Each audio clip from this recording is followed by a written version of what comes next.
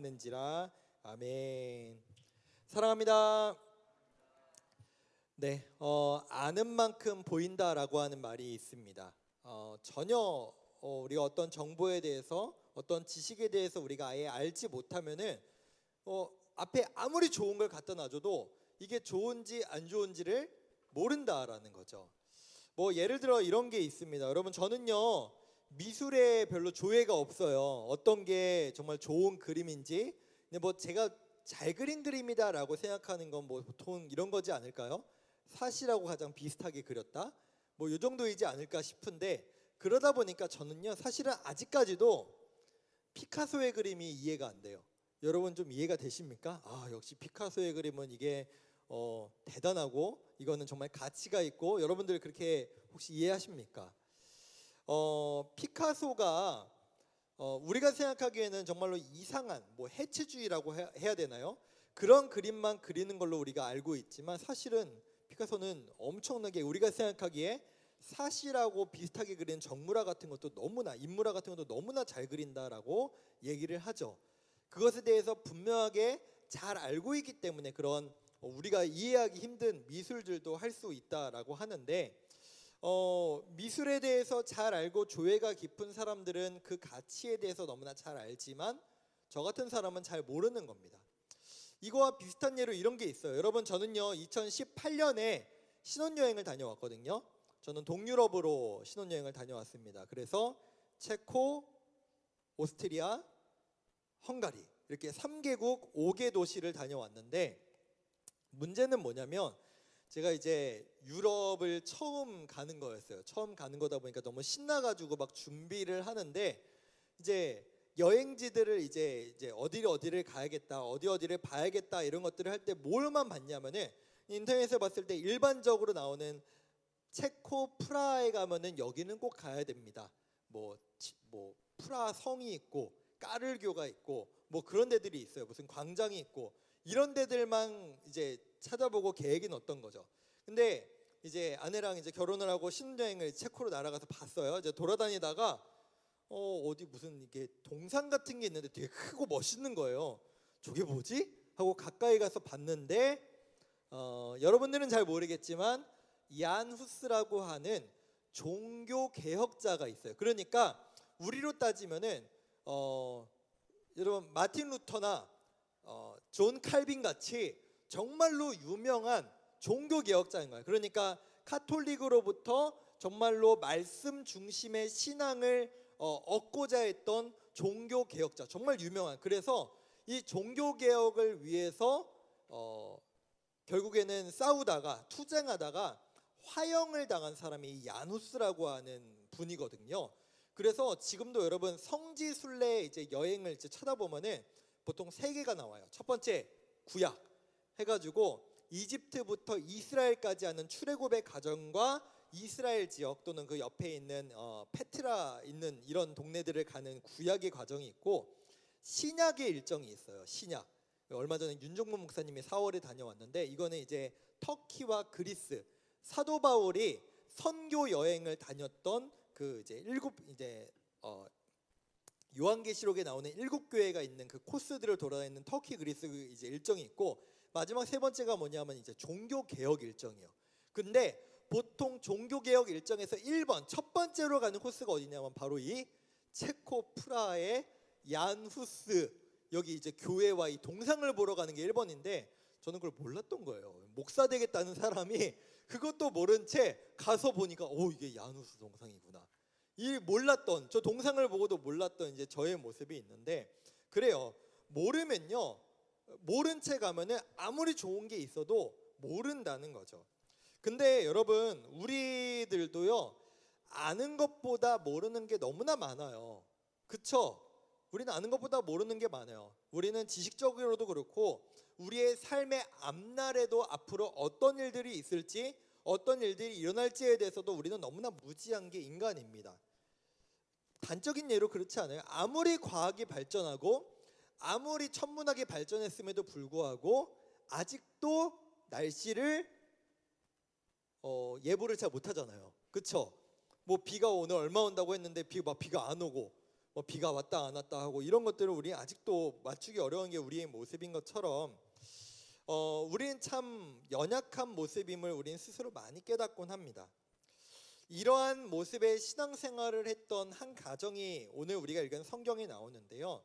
바로 이 룻기라고 하는 성경에 나오는 한 가정이에요. 여러분, 이 룻기는요, 오늘 1절에서 말하고 있듯이 사사시대, 우리가 이 전까지 삼손이 나오고 뭐 이제 기드온이 나오고 이랬던 사사들이 나오던 시대의 같은 시대가 바로 이 룻기의 성경인데요. 이 사사 시대에 베들레헴에 살던, 여러분 이때 베들레헴에 살았다는 것은 지파가 어느 지파냐면 유다 지파예요. 유다 지파가 바로 이 베들레헴과 이 지역을 분배를 받았거든요. 이 유다 지파의 베들레헴에 살던 엘리멜렉이라고 하는 사람이 나옵니다. 근데 문제는 뭐냐면은 이 엘리멜렉이라고 하는 사람이 살고 있는데 이 베들레헴 지역에 흉년이 들어요. 그러니까 먹고 살기가 힘들어진 거죠. 당장 내가 추수하고 그것을 수확할 능력이 매우 떨어져 버린. 그런데 이 사람이 그때 어떤 선택을 하느냐? 내가 살고 있는 이 베들레헴을 나는 떠나야겠다. 나는 이 베들레헴에선 더 이상 먹을 게 없다, 얻을 게 없다 라고 과감하게 이 베들레헴을 떠나 모압이라고 하는 이방 지역, 하나님께서 이 이스라엘에게 주신 땅이 아니라 아예 다른 땅으로 가버리는 거예요. 나는 내 인생을 내가 개척할 거야. 내가 알아서 살 거야. 내가 먹고 살 그 모든 능력을 내가 알아서 할 거야 라고 떠나버렸던 거예요. 아마도 마음속엔 이런 마음이 있었겠죠. 베들레헴보단 낫겠지. 베들레헴보단 먹을 게 있겠지 라고 하는 마음으로 모압으로 갔는데 이 이주는 이 엘리멜렉의 가정의 최악의 결과를 낳게 됩니다. 오늘 성경에 보시면 첫 번째, 이 가장이었던 엘리멜렉이 가장 먼저 죽어요. 이 선택을 했던, 이 결정을 했던 가족들에게 가자, 우리 먹고 살 길을 찾아서 이제 모압으로 떠나자라고 얘기했던 엘리멜렉이 먼저 죽고 맙니다. 남겨진 아내였던 나옴이라고 하는 여인이 두 아들이 있다고 오늘 나와요. 말론과 기럐이라고 하는 아들이 있는데, 그래 산 사람은 살아야지 라고 하면서 이 두 아들을 모압 여인들과 결혼을 시키고 우린 이 땅에 정착하자, 여기에서 먹고 살아야지 라고 정착을 하려고 하는데, 문제는 뭐냐? 결혼한 지 얼마 안 돼서 이 두 아들도 다 죽고 말았다라는 겁니다. 그럼 이제 결론이 뭐예요? 생판 남만 남았어요. 다 남이에요. 여러분 생각해 보세요. 아빠, 엄마, 아들들, 가족이죠. 다 혈연 관계예요. 근데 이 두 아들이 결혼을 했는데 모압 여인들하고 결혼했어요. 핏줄 안 섞였어요. 다 남입니다. 근데 지금 남자들이 다 죽었죠. 나옴이라고 하는 여인과 두 명의 며느리만 남았어요. 핏줄 섞이지 않았어요. 심지어 이방 여인들이 이제 며느리인 거예요. 남인 사람들 세 사람이 이제 이 모압 땅에 여인들만 남게 된 거죠. 여러분 한번 생각해 보세요. 엘리멜렉이라는 사람이 처음에 나는 베들레헴을 떠나서 모압으로 갈 거야, 난 잘 먹고 잘 살 거야, 마치 이런 거 아닐까요? 나는 이민을 가서, 예를 들어 뭐 미국에 가서, 나는 뭐 일본에 가서, 나는 외국에 가서 더 잘 먹고 잘 살 거야, 난 더 이 헬조선을 떠나서 더 나은 삶을 살겠어 라고 하는 이분들은, 야, 이 대한민국 떠나도 안 좋겠지만 힘들겠지만 그래도 나 그냥 대한민국을 무조건 떠나는 게 목적이야, 이렇지는 않을 거 아니에요. 뭐 아메리칸 드림이라고 보통 얘기를 예전에 많이 했는데, 드림을 꿈꾸며 더 나아질 것을 꿈꾸며 떠났던 인생이 이 가정의 모습인데, 정작 실상은 어떻느냐? 완전 나락으로 떨어져 버린 게 이 가정이었다라는 거죠. 여러분, 이 엘리멜렉, 여러분 이스라엘 사람들은요, 여러분들 다 마찬가지겠지만 여러분 이름에 다 뜻이 있고 의미가 있겠지만 이 이스라엘 사람들도 이름에 다 뜻이 있어요. 이 엘리멜렉이라고 하는 사람의 이름은 무슨 뜻이냐면, 먼저 앞에 붙어 있는 엘리라고 하는 것은 하나님을 의미합니다. 나의 하나님. 그래서 그 예수님께서도 십자가에 달리셨을 때 엘리 엘리 라마 사박단이라고 하시잖아요. 이 엘리가 나의 하나님을 의미하는 거거든요. 일단 나의 하나님이라는 멋진 이 뜻이 있거든요. 그 뒤에 멜렉, 멜레흐라고 하는 이 단어는 뭐냐면 왕이에요. 이것을 종합해 보면 어떤 뜻일까요? 나의 하나님은 왕이시다 라고 하는 고백이 이름에 담겨 있는 사람이 엘리멜렉인데, 자신의 이 멋진 이름과 다르게 하나님을 왕으로 모시지 않고 이 사람은 다른 선택을 했던 거죠. 여러분, 여기서 제가 배경을 하나 설명을 드릴게요. 하나님께서는 이스라엘 백성들에게 이 가나안 땅을 주셨어요. 여러분, 요단강을 건넜죠. 그리고 첫 번째 성인 여리고 성을 정복했어요. 그 이후에 여호수아라고 하는 말씀을 쭉 보면 여호수아 시대 내내 이 가나안 땅을 정복하고, 하나님께서 어떤 지파, 예를 들어 지금 우리가 봤던 유다 지파는 이 지역을 너네가 가져라, 너희가 정복해라, 이건 너네 땅이다 라고 주셨고, 뭐 예를 들어 베냐민 지파에게는 어떤 땅을 주시고, 뭐 다른 지파에는 이런 땅을 주시고 이렇게 해줬단 말이에요. 이건 하나님의 명령이었어요. 내가 너에게 분배했어, 너희는 이 땅에 살아야 돼, 여기가 너희 땅이야 뿐만 아니라 나는 나의 백성으로 삼은 너희를 이 지역들에 정착시켜서 하나님 나라를 이루겠다라고 명령을 주신 거예요. 하나님께서 그 땅을 주셨기 때문에 여러분, 이스라엘 사람들은 어땠느냐, 이 땅을 어떻게 했냐면요, 사거나 팔지 못했어요. 왜요? 하나님이 주신 땅이니까. 마음대로 하면 안 돼요. 이건 하나님이 주신 땅이에요. 떠나서도 안 되는 거죠. 하나님께서 이 출애굽, 여러분 이집트를 떠나서, 노예로 살던 이집트를 떠나서 내가 젖과 꿀이 흐르는 땅을 너에게 주겠다고 말씀하신 땅이 이 땅이기 때문에, 이 땅이라고 하는 것은 이 당시를 포함해서 예수님 시대까지도 너무나 큰 의미를 가지고 있었거든요. 근데 문제는 뭐다? 엘리멜렉은 그것은 별로 중요하지 않았어요. 넌 하나님이 주신 땅이야, 하나님이 여기에 살라고 하셨어, 이건 그만큼 중요한 의미를 갖고 있어 라고 하는 게 이스라엘 사람들에게 공통적인 생각이었지만, 이 엘리멜렉은 자신의 이름과 다르게 하나님은 나의 왕이야, 이것과 다르게 하나님을 무시하고, 뭐 하나님의 왕이야, 내가 먹고 사는 게 더 중요하지 라고 하며 이 베들레헴을 떠나 버렸다라는 겁니다.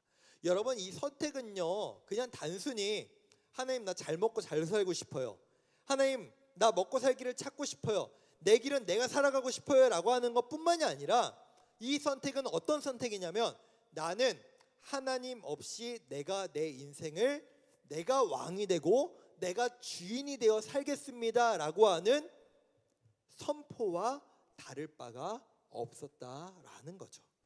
오늘 설교 제목이 하나님과 함께 살아간다는 것인데, 엘리멜렉은 스스로 나는 하나님과 함께 살아가지 않겠습니다 라고 선언했던 겁니다. 그리고 그의 인생과 그의 가정은 결국 이렇게 망가져 버렸다라고 하는 것이 우리에게 보여주는 성경의 모습이었다라는 겁니다. 여러분, 때로는 우리의 신앙생활과 우리의 삶도 이럴지 모르겠습니다. 때로는 하나님을 떠나서 내가 내 먹고 살 길을 찾겠습니다, 간섭하지 마십시오, 내가 알아서 하겠습니다 라고 하며 하나님을 쉽게 떠나고 하나님과 상관없이 살아가는 우리의 모습이 있는지도 모르겠어요. 왜요? 우리의 눈에 보이기에, 아마도 엘리멜렉도 그렇지 않았을까요? 내가 보기에, 내 눈으로 보기에, 내 판단으로 보기에 이 베들레헴보다는 저 모압 땅이 더 좋아 보여, 나에게 더 유익이 될 것 같아, 나에게 더 좋은 인생을 허락해 줄 것 같아 라고 하는 판단과 선택이 있었겠죠. 그게 바로 엘리멜렉의 선택이었다라는 겁니다. 내 눈이 보이는 대로, 내 판단이 보는 대로, 그냥 내가 보는 대로 선택한 거예요, 알지도 못하면서. 그런데 문제는 뭐냐, 하나님께서는 이 엘리멜렉이라고 하는 이 사람과 전혀 정반대에 있는 룻이라고 하는 한 여인을 대조하시는데요.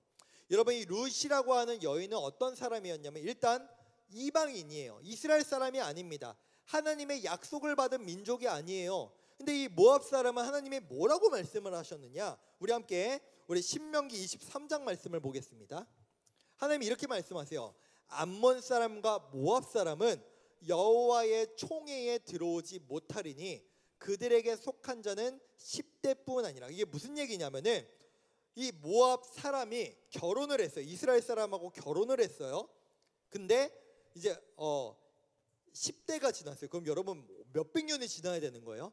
근데 10대가 지나면 받아들여 줄게 이 얘기가 아니라 10대가 지나고 영원히 여호와의 총회에 들어오지 못한다. 여러분 이 여호와의 총회에 들어오지 못한다는 게 무슨 의미냐면 하나님 앞에 제사를, 하나님 앞에 예배를 드릴 자격이 없다라는 거예요.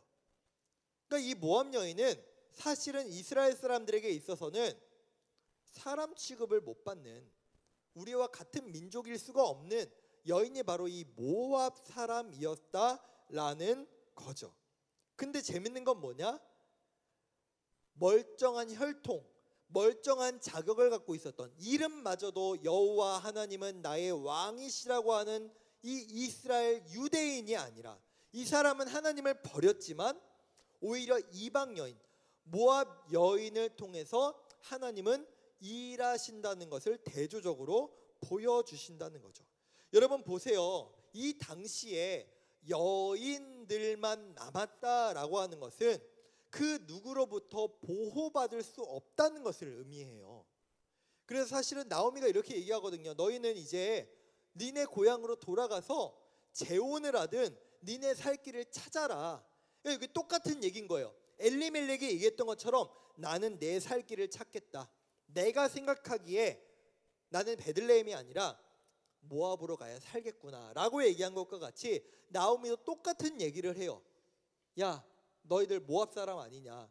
너희들 지금 아직 젊은데 천상 과부가 돼버렸는데 너네 다시 모압 땅으로 가서 모압 사람하고 결혼해야 살지 않겠냐라고 하는 똑같은 제안을 이 며느리 두 사람에게 합니다. 오르바와 룻이라는 두 여인에게 제안을 해요. 상식적이죠. 그래, 천상 이제 아주 젊을 텐데, 여러분 10대일 수도 있고 20대일 수도 있어요. 이땐 결혼을 일찍 했기 때문에 너무 어려요. 모압 사람하고 다시 결혼을 해야 이제 먹고 살고 살 길이 생기겠죠. 누구나 생각하고 판단할 수 있는 길입니다.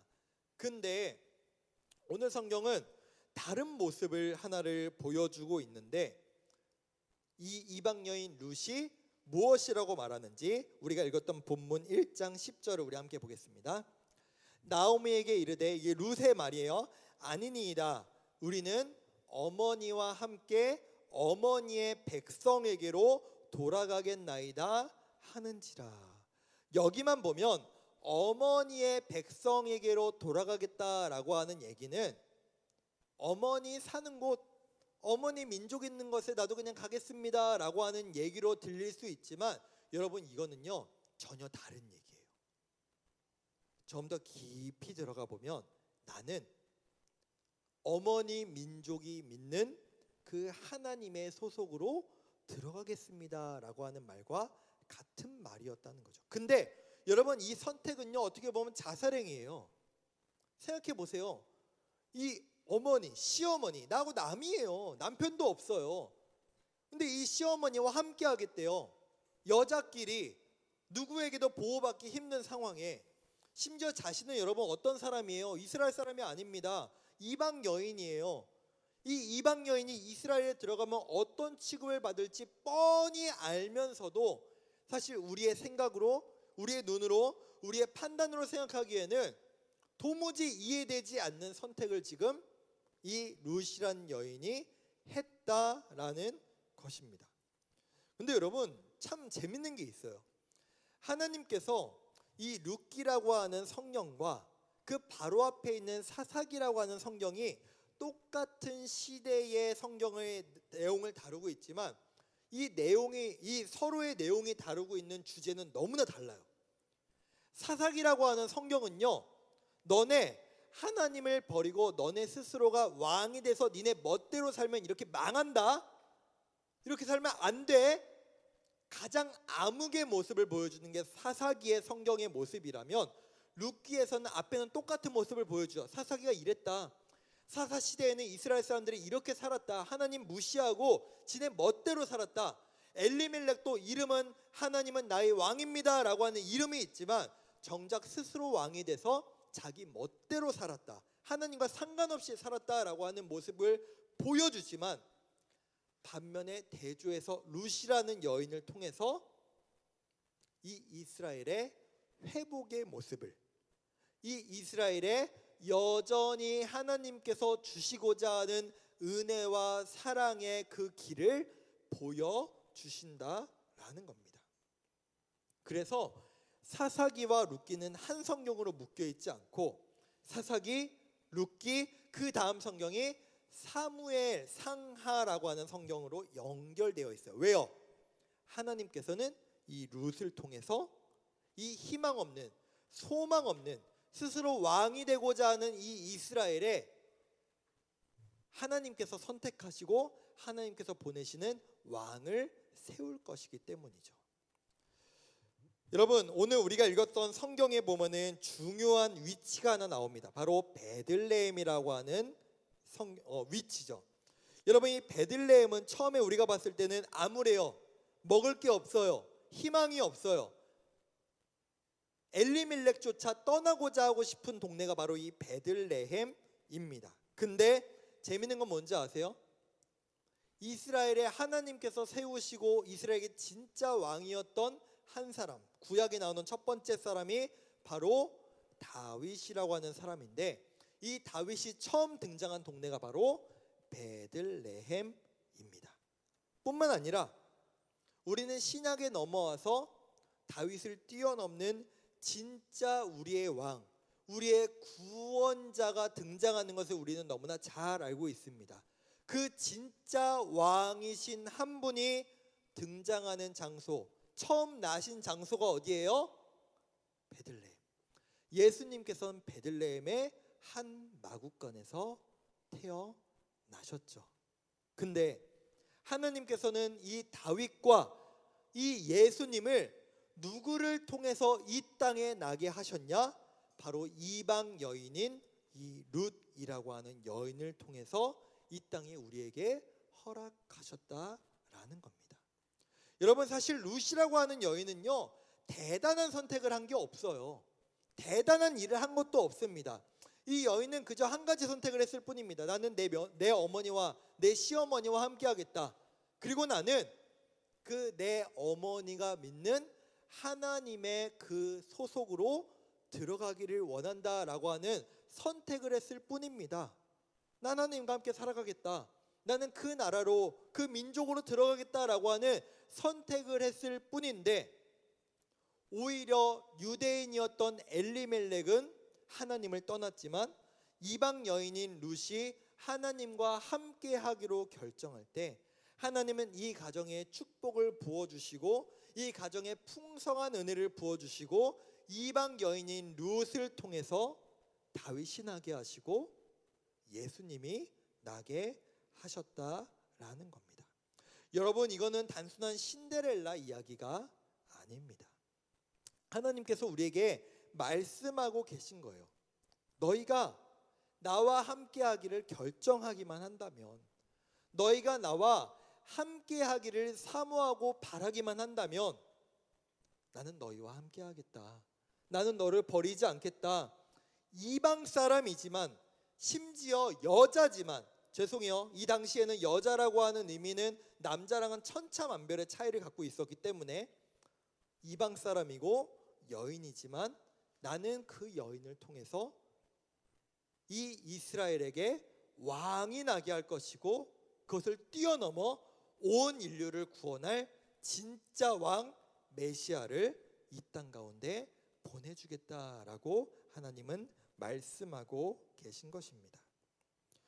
사랑하는 우리 고등부 여러분, 하나님은 우리 가운데 이렇게 일하십니다. 우리의 눈으로 보기에 난 이것보다, 하나님이 말씀하시는 것보다, 하나님과 함께하는 것보다 난 내 눈으로 보기에 저게 더 좋아 보이는데, 내 생각에 저게 더 나에게 유익해 보이는데, 그러나 하나님이 없는, 하나님과 전혀 상관없는, 아니 오히려 하나님을 떠난 내 판단과 내 선택은 오히려 나를 괴롭고 어렵게 만들 거라는 것을 오늘 성경은 보여주고 있고, 내 눈으로 보기에 이 선택은 자살행위 같은데, 이 선택은 전혀 지혜롭지 않아 보이는데 이 선택이 맞아? 라고 할지라도 그 선택이 하나님과 함께하는 것, 하나님을 바라보는 것, 하나님과 동행하기를 원하는 선택일 때는 내가 전혀 알지 못하지만, 나는 전혀 보지 못하지만 하나님께서 우리의 삶의 그 모든 것 가운데 가장 좋은 길로 인도하시고 가장 큰 복을 부어주신다는 것을 여러분 오늘 룻기를 통해서 하나님은 우리에게 보여주시고 말씀하고 계신 겁니다. 우리가 대단하지 않아도, 우리가 정말로 뛰어난 능력을 갖지 않아도 하나님과 함께 하겠습니다. 나는 하나님을 선택하겠습니다. 나는 하나님과 동행하기를 원합니다 라고 하는 그 결정은 결국 우리에게 가장 좋은 선을, 가장 좋은 하나님의 은혜의 길로 우리를 인도해 주신다라는 겁니다. 말씀을 맺겠습니다. 사랑하는 여러분, 오늘 말씀을 통해서 여러분 우리 스스로를 돌아봤으면 좋겠습니다. 나는 혹시 엘리멜렉과 같이 난 하나님의 백성인데, 하나님의 충분한 자격을 갖춘 사람인데도 불구하고 모압이라고 하는 지역을 동경하고 있지 않습니까? 하나님이 나에게 베들레헴을 허락해 주셨는데 이 베들레헴, 나 이 베들레헴 좋지 않아요. 나는 다른 곳을 가겠습니다. 다른 선택을 하겠습니다 라고 하는 것이 우리의 모습이 아닌지 돌아보기를 원합니다. 그것을 뛰어넘어 하나님, 나는 잘 알지 못합니다. 내가 내 스스로 똑똑해 보이고 지혜로워 보이고 내 눈으로 보이는 것이 좋아 보이는 것이 분명히 있을지라도 나는 내 생각, 내 판단, 내 선택을 의지하지 않고 하나님을 바라보고 하나님을 따라 가겠습니다. 그때 하나님께서는 우리가 예상하지 못하는 방법으로, 우리가 상상도 하지 못하는 방법으로 우리를 가장 좋은 길로 인도하시고 우리를 사용해 주실 줄 믿습니다. 그렇게 하나님과 함께 살아가는 여러분 되시기를 간절히 소망합니다. 우리 그 마음으로